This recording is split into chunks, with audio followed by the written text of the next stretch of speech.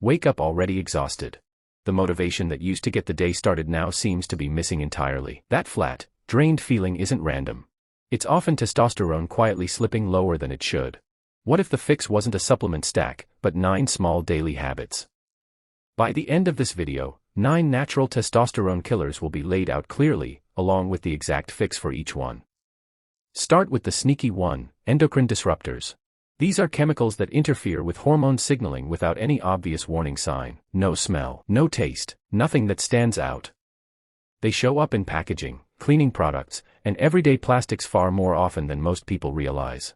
One of the biggest sources sits right in the kitchen. Storing food in plastic containers and then reheating that same plastic sends chemicals straight into the meal, especially when the plastic is heated repeatedly over months or years. The fix is simple: switch to glass containers and never microwave food in plastic. Opening a window for 10 minutes a day also helps clear out household air that tends to trap these compounds indoors. None of this requires a full lifestyle overhaul. Small changes, real payoff. Next, sleep. Sounds obvious, but the numbers are brutal. A single week of poor sleep can drop testosterone by roughly 15%. Not years, 1 week. Why does sleep matter so much? Because most testosterone production happens overnight, so 4 hours a night quietly sabotages the entire system. The target is 7 to 9 hours of consistent, high-quality sleep. A dark room, a cooler temperature, less caffeine in the afternoon, and a steady bedtime all make a measurable difference. And the moment the eyes open in the morning, real sunlight, not a phone screen, signals the brain that the day has started. That single signal helps set the hormonal rhythm for hours afterward. Speaking of sunlight, vitamin D deserves attention. Correcting a vitamin D deficiency can raise testosterone by around 20% over a year. Sunlight triggers natural vitamin D production, so even short daily exposure matters. In places where sunlight is scarce, a basic D3 supplement fills the gap. Zinc and magnesium matter too. Both are common gaps in a typical diet, and both are raw materials the body needs to build testosterone in the first place. None of this requires a cabinet full of pills. Covering the basics is usually enough.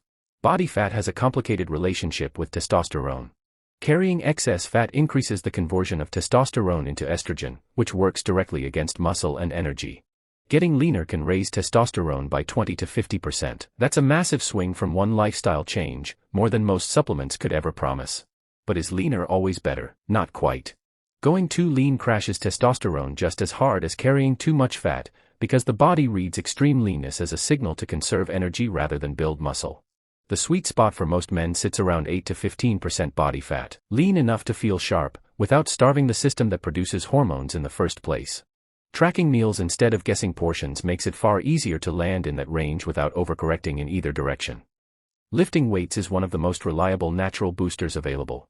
Beginners can see testosterone rise by roughly 40% within 4 weeks of starting a resistance training program. Training doesn't just raise the hormone level either. It increases how well the body responds to the testosterone already circulating. That explains why 2 people with identical hormone levels can look completely different in the gym. Fat in the diet gets blamed for a lot, but testosterone is literally built from cholesterol. Cutting fat too aggressively removes the raw material the body needs to produce it. Does that mean unlimited fried food is the answer? No. It means prioritizing useful fats: eggs, olive oil, avocado, nuts, and a bit of dark chocolate. Around 30 to 35% of daily calories from fat, mostly saturated and monounsaturated sources, keeps hormone production running smoothly without wrecking anything else. Cortisol and testosterone are made from the same building blocks. When stress stays chronically high, cortisol gets produced first, pushing testosterone down the priority list. Short-term stress, a hard workout, a tight deadline, isn't the problem. Constant, low-grade stress is. A daily walk outside, a few minutes of slow breathing, or simply stepping away from a screen gives the nervous system room to reset, and testosterone tends to follow. Posture plays a bigger role than it seems. Standing tall with the chest open and the shoulders back has been shown to raise testosterone by about 20% while lowering cortisol by roughly 25%. No exaggerated stance required. Just the difference between standing upright and physically folding inward all day. Finally, alcohol. A handful of drinks can suppress testosterone for 24 to 72 hours afterward, which is longer than most people expect from a single night out. Occasional drinking isn't the enemy here, but regular heavy drinking wrecks sleep, blunts recovery, and adds nothing useful in return. It quietly cancels out progress made everywhere else on this list. 9 habits, 1 connected system. Fix the sleep. Fix the light exposure. Fix the fat intake. Fix the stress. And testosterone stops quietly draining in the background. That tired, flat feeling from this morning doesn't have to be the new normal.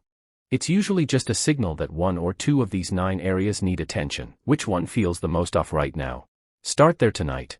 If this helped, subscribing to FitLab means the next fix arrives before the problem does.